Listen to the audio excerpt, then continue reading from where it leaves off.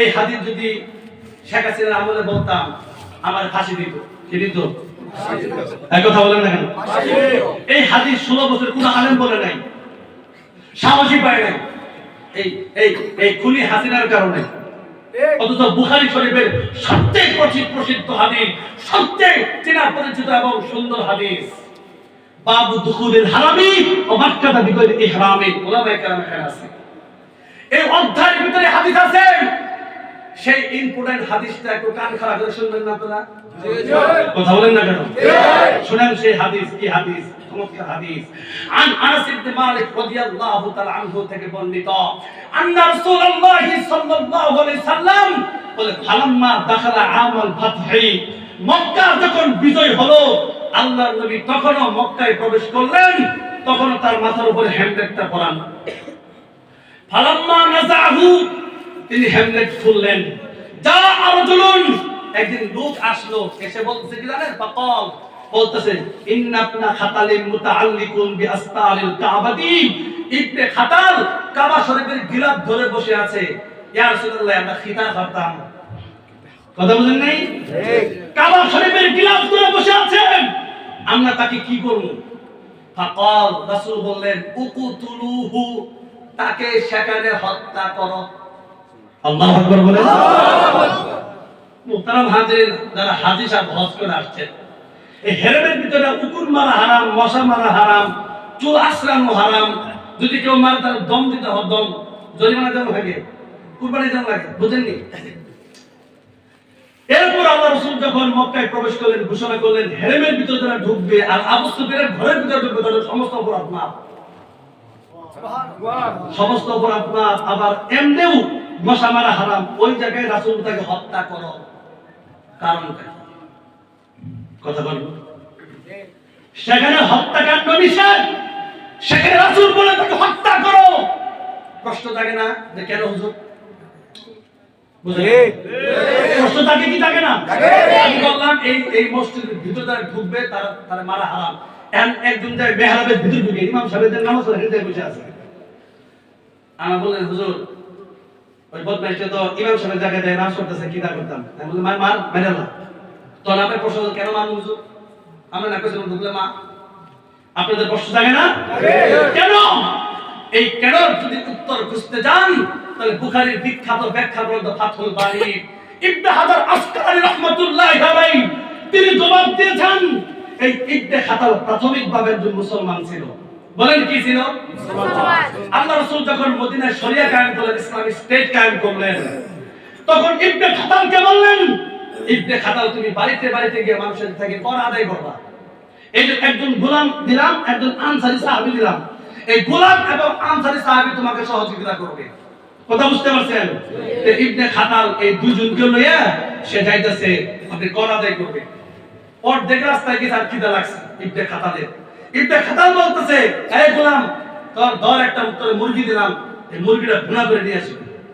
এই গোলামের মুরগি ভুনা করতে গিয়ে ঘুমায় গেছে। 1 ঘন্টা পরে ইবনে খাতাল বলে, কিরে গোলাম, আমার মুরগি কই? উঠে বলতেছে, আমি তো ঘুমায় গেছিলাম।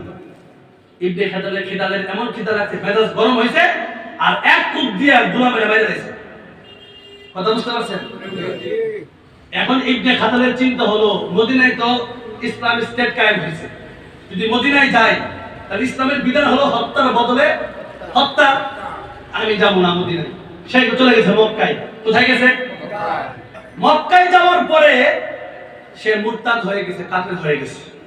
তাও এটাও কোনো বিষয় না, কাফের হইতেই পারে, কিন্তু বিষয়টা যে সবচেয়ে গুরুত্বপূর্ণ সেটা বলছি আপনাদেরকে, কান খাড়া করেন।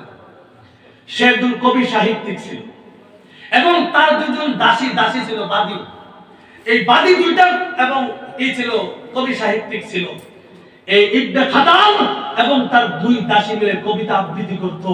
সেই কবিতা আবৃত্তির মধ্যে আল্লাহ এবং তার রাসূলকে গালিগালাজ করত।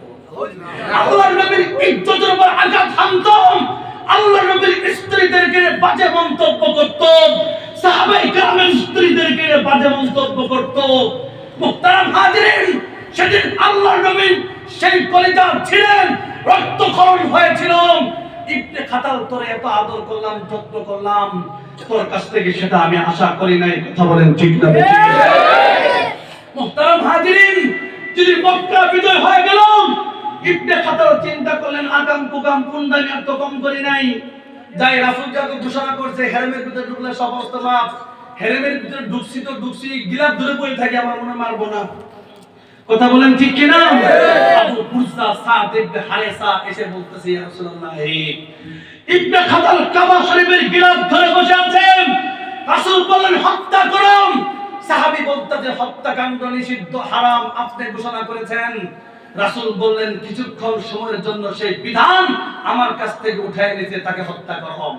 আবু বুরদা সাদ ইবনে হারেসা কাবা শরীফের গিলাফ থেকে টেনে হেসে ধরে এনে মাকামে ইব্রাহিম এবং হযরত আসওয়াদের মাঝখানে ফেলেন, সেই নরধমকে হত্যা করে আল্লাহ তাআলার জাহান্নামে নিক্ষেপ করছে। প্রশ্ন করতে চায় যুব সমাজকে, বলো ইবনে খাতালের অপরাধটা কি ছিল? বিষয়টা বুঝেছেন? বলেন, চিৎকার করে বলেন, ইবনে খাতালের অপরাধটা কি ছিল? কষ্ট হয় আপনাদের? বলেন, আল্লাহর নবীকে গালি দিয়েছেন। বলেন বলেন বলেন,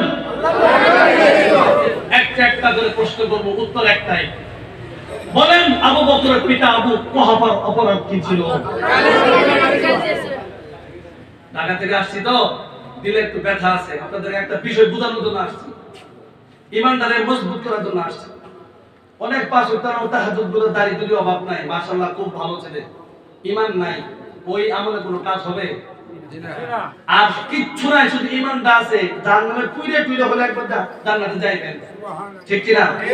ঈমানটা ঠিক করে নাও না, আওয়াজ দিয়ে বলবেন। বলেন, আবু বকরের পিতা আবু কুহাফার অপরাধটা কি ছিল? ওমর ফারুক যে মানুষটাকে হত্যা করলেন তার অপরাধ কি ছিল?